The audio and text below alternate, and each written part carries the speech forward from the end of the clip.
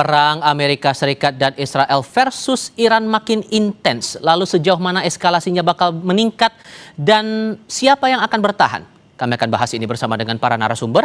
Bergabung saat ini analis Lembaga Kajian Pertahanan Strategis Chris Adrianus Prima dan peneliti senior imparsial Al-Araf. Selamat malam semuanya, dengan Tifal di sini. Apa kabar? Selamat malam Mas Tifal. Baik, Selamat terima malam kasih. Mas Araf. Alhamdulillah, terima kasih sudah bergabung bersama kami. Kami coba menyambungkan kembali koneksi kami dengan Al-Araf, peneliti senior imparsial, untuk ikut berdiskusi lagi soal ini. Mas Prima, begini, kalau melihat intensitas dari konflik ini makin lama makin meningkat, kalau merujuk pada kuantitas dan kualitas dari pertahanan kedua pihak, AS plus Israel dan Iran, ini memungkinkan tidak kalau kemudian merujuk dari pernyataan Trump 4-5 minggu bakal kejadian sepanjang itu? Ya, sebenarnya kita harus sama-sama kembali dulu. Sebenarnya apa sih tujuan dari serangan Amerika? Kan awalnya hanyalah untuk menumbangkan rezim ya.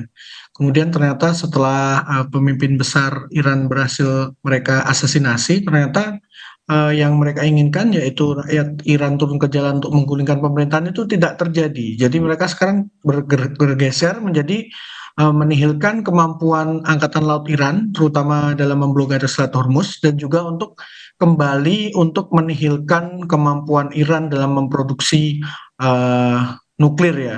Jadi memang kita masih sama-sama harus menunggu. Sebenarnya yang dituju itu apa? Karena sampai saat ini eskalasi memang terus meningkat tanpa ada tanda-tanda sebenarnya apa sih yang mau diincar oleh pemerintahan Amerika, dan mereka sekarang kan sudah mengajak secara tidak langsung ya beberapa sekutunya dari Eropa, tapi yang setiap negara tentu saja memiliki tujuannya masing-masing ya, seperti Prancis dia akan melindungi pangkalannya yang ada di Qatar, kemudian Italia akan mengirim aset-aset defensifnya ke Timur Tengah begitu untuk melindungi negara-negara sahabatnya. Jadi memang kita bisa lihat bersama, memang ada upaya-upaya untuk menarik negara-negara lain ke dalam konflik ini begitu. Oke, tapi kalau melihat aksi-aksi yang dilakukan, Iran tetap meluncurkan rudal, melancarkan drone, Amerika Serikat menyerang kapal induk. Secara kuantitas dan kualitasnya, menurut Anda ini memang perangnya bakal, atau konflik ini bakal berjalan cukup lamakah, atau tampaknya salah satu pihak nih bakal kendor nanti? Ya, sebenarnya kalau kita lihat ya secara intensitas memang Iran sudah agak berkurang. Tetapi di sisi lain kita juga bisa melihat bahwa sasaran-sasaran yang ada seperti Al-Udeid Air Force Base maupun Naval Support Activity Bahrain maupun pangkalan Amerika yang lain itu kan sebenarnya sudah dikosongkan dari beberapa minggu sebelumnya. Jadi memang yang tersisa itu hanya instalasi-instalasi pertahanan udara. Makanya beberapa radar pertahanan udara Amerika dan juga radar untuk Patriotnya itu sudah berhasil diserang sebelumnya. Jadi mungkin sekarang ada sedikit pergeseran bahwa targetnya itu lebih fokus ke Israel, dan juga kita sempat melihat ada serangan ke kilang di Fujairah di UAE begitu. Oke. Kita juga sudah terhubung dengan Al-Araf dari Imparsial. Mas Araf, dengan Tifal di sini, suara Tifal terdengar ya Mas? Terdengar, Mas. Oke, terima kasih sebelumnya sudah bergabung bersama kami. Ada hal lain juga yang sebetulnya menarik untuk dicermati. Saat bandara Azerbaijan ini juga ikut diserang. Kemudian Azerbaijan ini menuding Iran yang berperan di situ, sesaat kemudian Iran mengonfirmasi bahwa itu bukan target mereka dan dituding bahwa Israel yang berperan di sini. Nah, muncul pertanyaan gini, ibarat hubungan, jangan-jangan ada orang ketiga, ada pihak ketiga yang memperkeruh keadaan ini. Anda membaca begitu juga nggak, Mas Araf? Ya, perang sesuatu yang tidak bisa diprediksikan, Mas ya. Permainan di dalam siasat dalam perang pasti akan terjadi gitu ya. Pihak-pihak tertentu akan berupaya untuk membangun ruang bahwa serangan-serangan itu dilakukan oleh pihak sebelah gitu, dan akhirnya terjadilah provokasi yang diharapkan kemudian ancaman terhadap Iran meningkat dari berbagai negara di tetangganya. Nah, ini tentu tidak bisa dilepaskan dari dinamika regional di kawasan Timur Tengah yang memang tidak solid untuk mendukung secara penuh terkait dengan invasi Amerika Serikat Israel ke Iran. Ya. Negara-negara Eropa saja sebagian kayak Spanyol menolak penggunaan pangkalannya untuk menjadi basis gitu ya. Yang lainnya juga sama. Bahkan di negara-negara tersebut yang menjadi bagian basis negara-negara Arab kayak Kuwait gitu, masyarakat di sana justru anti terhadap Israel gitu, dan menolak penggunaan itu. Artinya apa? Realitas peperangan itu tidak bisa dihitung secara matematik di atas kertas. Tipu muslihat pasti akan terjadi. Maka kalau kita mengacu kepada Sun Tzu itu, paling tidak ada 5 element component of war yang harus dilihat Mas dalam peperangan. Yang pertama adalah soal moral component of war. Yang kedua adalah soal physical component of war, ini terkait dengan persenjataannya. Yang ketiga adalah terkait environmental atau sering disebut dengan heaven nih.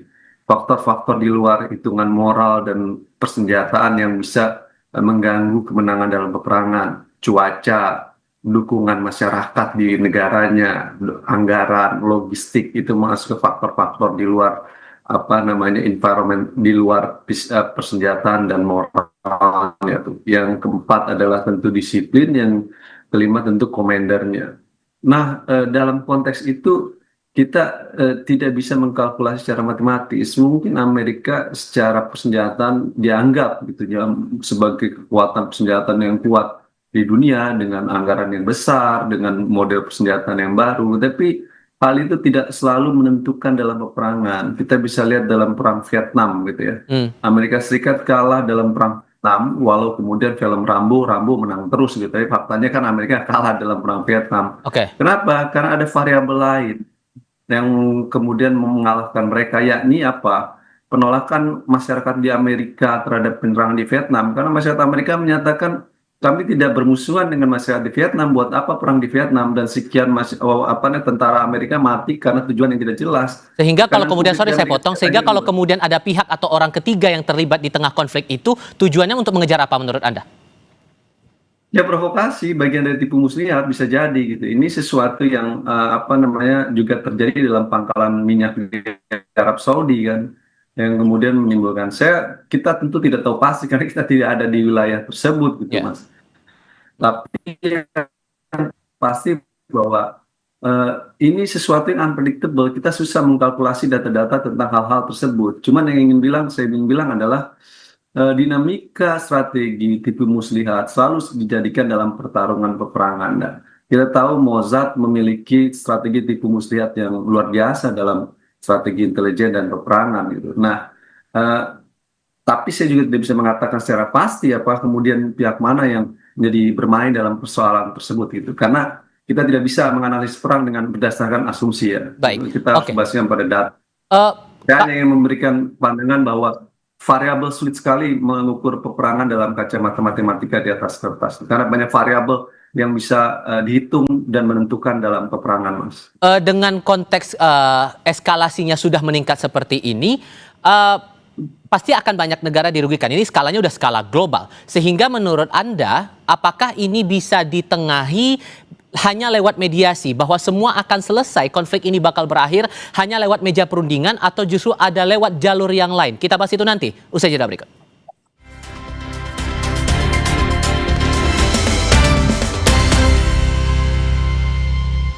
Orang punya semangatnya masing-masing untuk memberikan yang terbaik. Terima kasih untuk kamu yang tidak bercerita, tapi selalu semangat 100%. Kopi Kapal Api. Jelas lebih enak. Enaknya buka puasa, makannya roma kelapa, manis dan gurih, lagi surya kelapa asli, hangat dan berhadiah umrah. Dulu setiap sholat lutut gue sakit banget. Sekarang gue sadar tulang sendi sehat itu penting. Kolagena dengan kolagen, vitamin A dan kalsium membantu mempertahankan kekuatan sendi, tulang, dan kesehatan kulit. Kolagena banyak banget manfaatnya. Lagi sariawan bibir pecah-pecah. Yuk ke apotek bentar. Saya mau cari obat panas dalam. Daripada obat, mending minum madu. Madu TJ panas dalam. Kombinasi madu plus 3 herbal. Nyaman banget di tenggorokan. Madu TJ panas dalam. Alergi jontor nih. Aku biduran, obatnya yang depannya Indal CTN. Bisa dibeli tanpa resep dokter. Indal CTN, komposisi anti alerginya Redakan alergi. Indal CTN. Tiap orang punya semangatnya masing-masing untuk memberikan yang terbaik. Terima kasih untuk kamu yang tidak bercerita, tapi selalu semangat 100%. Kopi Kapal Api. Jelas lebih enak. Ramen, yes! Wah, garmi sedap! Legendaris Jepang atau chicken ramen. Minyak lurus, kuahnya putih dan creamy. Yes, yes! Tokyo Chicken Yakitori, manis, gurih, umami. Oishi! Minyak lurus diseruput ke putu. Ramennya the best. Pasti ramen, yes! Dari Wings Food. Ayo berjemur demi vitamin D. Onde mande. Kalau nggak bisa berjemur, Onde mande. bila perlu, minum MyWell Vitamin D 1000 IU untuk penuhi kebutuhan vitamin D. MyWell Vitamin D 1000 IU. Penting untuk jaga kesehatan dimulai dari sekarang. Omehar, minyak ikan pilihan dari laut dalam. Suplemen omega 3 esensial, mini kapsul lebih mudah ditelan. Diproduksi dengan teknologi modern, Omehar bantu jaga kesehatan tubuh kini dan nanti. Sepanjang Ramadan, siapkan tubuh dengan 3 botol Aku Viva. Setara 2 liter air diminum dari buka sampai sahur. Biar satu harian puasa pasti sejuknya. Aku Viva, murni dan pasti sejuknya. Dari Wings Food. Sover Citrus baru. Grrr, aromanya bikin badan segar anti-enak. Sover Citrus dari Lemon Oil. Ada hot lock system.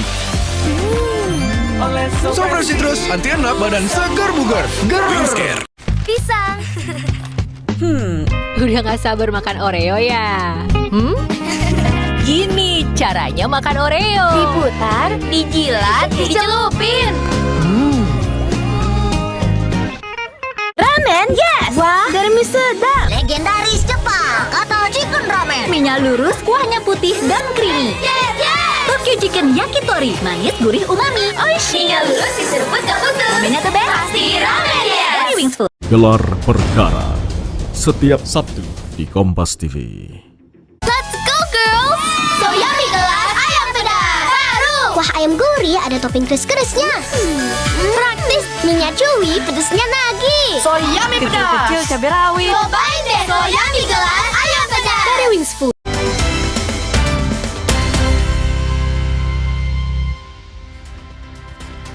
Mas Araf, melanjutkan pertanyaan saya di segmen sebelumnya. Kalau kemudian efek dari konflik ini sudah skalanya global, mempengaruhi aspek ekonomi terutama di banyak negara, menurut Anda ini semua bakal berakhir hanya lewat meja perundingan, lewat mediasi, atau lewat cara yang lain, Mas Araf? Ya, sebenarnya kalau kita sebagai manusia yang rasional, konflik dan peperangan sangat mungkin bisa berhenti karena faktor kepentingan yang ada, baik dengan ekonomi politik. Tapi problemnya adalah kita melihat Donald Trump tidak rasional dan agak sedikit, saya boleh katakan gila gitu ya. Sehingga kita sulit mengkalkulasi cara dalam perspektif konflik dan peperangan. Oke, mohon maaf sebelumnya. Kami tampaknya alami gangguan sinyal komunikasi dengan Al-Araf. Mas Al-Araf, kita coba perbaiki dulu komunikasi kami. Saya coba kasih giliran dulu ke Mas Prima, kalau begitu. Mas Prima. Oke, sorry, kita coba perbaiki dulu ya sinyal komunikasi kami dengan Mas Araf.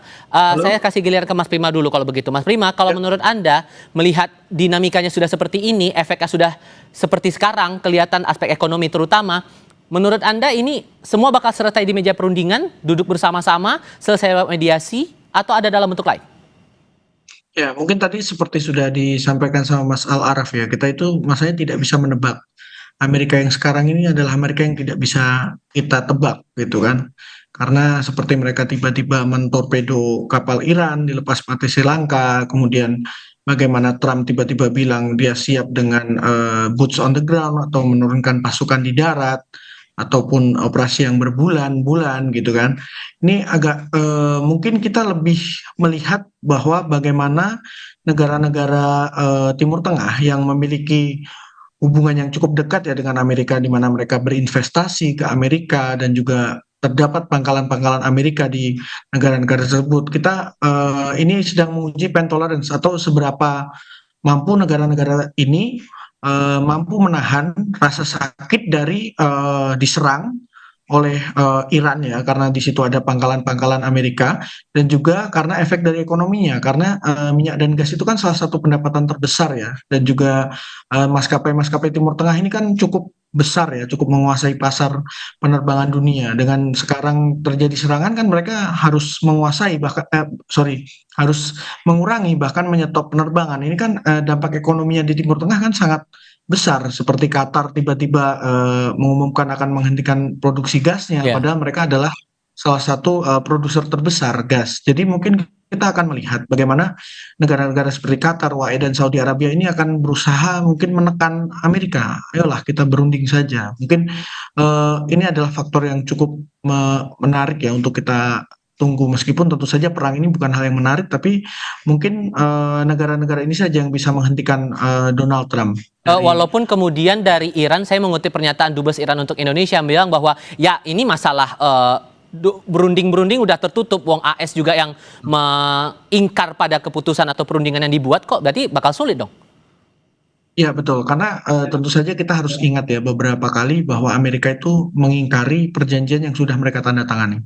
Seperti mereka tiba-tiba membatalkan perjanjian yang dulu ditandatangani oleh Obama ya. Kemudian pada waktu itu pemerintahan Trump sendiri sudah mensertifikasi bahwa Iran itu sudah mengikuti langkah-langkah yang diperlukan dalam perjanjian itu. Kemudian tiba-tiba mereka tahun lalu menyerang fasilitas yang diduga menjadi fasilitas pengayaan uranium di tengah diplomasi. Dan serangan ini kita harus ingat juga, serangan ini terjadi ketika Iran itu sudah menyampaikan lewat Oman bahwa mereka mau memenuhi tuntutan-tuntutan Amerika supaya tidak terjadi konflik. Jadi ibaratnya kita itu tidak bisa percaya, apalagi Iran ya. Kita saja mungkin sudah sulit untuk percaya dengan Amerika, apalagi Iran yang sudah menjadi korban berkali-kali dari janji-janji Amerika bahwa dengan kamu mengikuti apa mau Amerika, kamu akan selamat begitu. Oke. Saya coba cek komunikasi kami dengan Al Araf dari Imparsial. Mas Araf, suara Tifal terdengar lagi ya? Mas Araf? Oke, kita coba perbaiki lagi kalau begitu. Dengan sisi lainnya juga begini, tadi sempat saya singgung juga masalah Azerbaijan yang diserang, Mas Prima. Kalau kemudian Azerbaijan sudah memberikan pernyataan akan membalas lagi, akankah ini eskalasi konfliknya bakal meluas ke negara-negara lain di kawasan Timur Tengah juga akan ikut terlibat di situ? Ya, mungkin kita sebelum kita bicara lebih lanjut ya, kita harus sedikit tahu masalah background bagaimana hubungan Israel dengan Azerbaijan. Jadi Israel itu banyak mendapatkan suplai energi dari Azerbaijan. Kemudian selama perang Azerbaijan-Armenia, Israel itu adalah salah satu negara yang paling banyak memasok persenjataan ke Azerbaijan. Jadi mereka itu ibaratnya sudah bersahabat lah dengan Israel. Dan meskipun ini mungkin terdengar seperti teori konspirasi ya, tapi Azerbaijan ini hanya menunggu trigger saja untuk bergabung dalam peperangan ini. Tetapi kita juga harus sama-sama sadari bahwa sebelumnya itu sempat terjadi penembakan oleh pesawat tempur Eurofighter Typhoon Qatar terhadap dua pesawat Sukhoi 24 Vencer milik Iran yang ditengarai akan melakukan serangan. Meskipun setahu saya penembakannya itu masih di ruang udara Iran. Jadi secara umum sebenarnya sudah ada aksi oleh negara selain Israel dan Amerika ya, tapi belum ada yang sampai menarget target-target di dalam Iran sendiri begitu. Oke, Mas Araf, suara Tifal terdengar jelas sekarang, Mas Araf? Terdengar. Oke, Mas Araf, kalau melanjutkan atau mengulang lagi pertanyaan saya di sesi sebelumnya, kalau melihat eskalasinya sudah sebesar ini, efeknya sudah jelas ke ekonomi global, menurut Anda berhenti di mediasi saja bahwa semuanya akan selesai? Tapi kalau melihat respon dari Iran, kayaknya mereka udah nggak mau buka pintu lagi buat mediasi. Jadi jalur mana kalau begitu untuk menyelesaikan ini? Ya, dalam sejarah perang dunia, peperangan itu bisa berakhir dengan dua hal. Yang pertama win-lose atau win-win gitu. Nah, kalau win-lose maka tidak ada proses perundingan dan mediasi dan negosiasi itu. Yang ada adalah proses peperangan sampai salah satu pihak kalah gitu. Yang kedua adalah win-win, ya kedua belah pihak merasa kita harus masuk ke dalam ruang negosiasi dan proses perundingan sehingga mereka menganggap perang sesuatu yang tidak menguntungkan kedua belah pihak. Nah, dalam realitas konflik antara Amerika Serikat Israel ke Iran ini, tadi variabel pertama adalah kita sulit mengukur variabel Donald Trump nih. yang menurut saya agak sedikit gila dan tidak rasional dalam peperangan ini. Tapi terlepas kita sulit mengukur dia, saya lebih pertanyaan Mas tadi, memang akan banyak variabel ekonomi, politik, kepentingan yang dihitung dalam peperangan ini gitu. Karena akan mengganggu banyak persoalan tuh, baik politik, ekonomi, minyak dan lain sebagainya. Dalam konteks itu, dalam setiap dimensi peperangan selalu ada ruang untuk negosiasi dan ruang untuk diplomasi. Persoalannya adalah ini dinamika eskalasi masih pada level tahapan tinggi gitu ya. Nanti ada masa di mana kemudian kedua belah pihak merasa buntu, Mas. Bahwa peperangan yang terjadi merugikan kedua belah pihak. Misalkan Amerika Serikat dan Israel merasa bahwa khususnya Amerika Serikat, anggaran negara gue udah habis-habisan di sini. Dukungan logistik sudah habis-habisan. Sementara pada sisi lain masyarakat di Amerika pressing terlalu keras gitu ya. Apalagi nanti ada pemilu di bulan Maret atau April di Amerika Serikat dalam pemilihan DPR Kongres. Bisa berubah tuh, Partai Demokrat kalau menang maka Trump bisa dijatuhkan tuh. Nah, hitungan-hitungan variabel di luar peperangan tadi bisa kemudian membuat Amerika Serikat menghitung stop untuk melakukan peperangan karena kita udah buntu, kemudian mencoba ruang negosiasi gitu. Stopnya menunggu 4-5 minggu seperti pernyataan Trump yang bilang perangnya akan selama itu, atau bisa lebih pendek lagi menurut Anda? Wah, ini perang yang sulit ya, Mas. Tujuan perangnya sampai level apa nih? Kalau cuma mengganti rezim di awalnya, buktinya gagal, ya kan? Pemimpin Ayatollah Khamenei meninggal, gitu. Kemudian sekarang ada pemimpin baru yang juga sikap politiknya sama pemimpin politik sebelumnya. Sampai mana? Dan masyarakat Iran hari ini merasa bahwa pertarungan peperangan sudah dimulai dan mereka akan berang sampai habis-habisan. Bahkan mereka sebut sebagai perang terakhir buat mereka dalam pertarungan ini. Nah, dalam realitas itu tadi saya katakan di awal, ada yang disebut namanya moral component of war, Mas. Mungkin persenjataannya lemah, tapi keberanian mental untuk mati itu menjadi bagian dari tujuan dalam peperangan, apa itu menjadi keyakinan agama dia. Wah, itu menjadi sangat sulit untuk mengalahkan Iran. Anda masuk situ bertarung berlarut dalam perang Irak, bolehlah Amerika menang. Bolehkah Amerika dalam pertarungan rudal menang situ, tapi ketika masuk berlarut-larut lama tuh pertarungan di dalam Irak. Sehingga kemudian Amerika sendiri rumit dalam melihat Irak. Dalam konteks Iran apalagi? Dengan ideologi dia yang sangat kuat dan imamah yang begitu kuat, ini menjadi rumit. Artinya kalau dibilang 4-5 minggu itu dalam level apa? Kalau sampai menguasai Iran secara penuh, saya rasa nggak mungkin terjadi dalam 4-5 minggu itu. Bahkan bisa bertahun-tahun karena akan dianggap perang berlarut ke dalam dan rumit itu, Mas. Dan dia menunggu dalam pertarungan. Dan sementara Amerika Serikat akan kewalahan kalau masuk ke dalam wilayah Iran dan akan diajak dalam proses gerilya yang sangat serius oleh masyarakat Iran dan tentara Iran. Karena hari ini saya rasa tujuan Amerika gagal untuk mengganti rezim tadi itu justru yang terjadi kematian Ayatollah Khamenei menjadi martir tuh buat saya dalam untuk melawan Amerika Serikat tinggi. Dalam level itu nggak bisa main-main. Mungkin Anda punya persenjataan tinggi, tapi keberanian mental itu jauh lebih rumit. Sehingga ini kompleks, Mas, nggak bisa dihitung secara matematis. Baik, Mas Prima, Mas Al-Araf, terima kasih banyak sudah mau berdiskusi dan berbagi pandangan bersama kami kali ini. Sehat selalu semuanya. Selamat malam. Ya, selamat malam.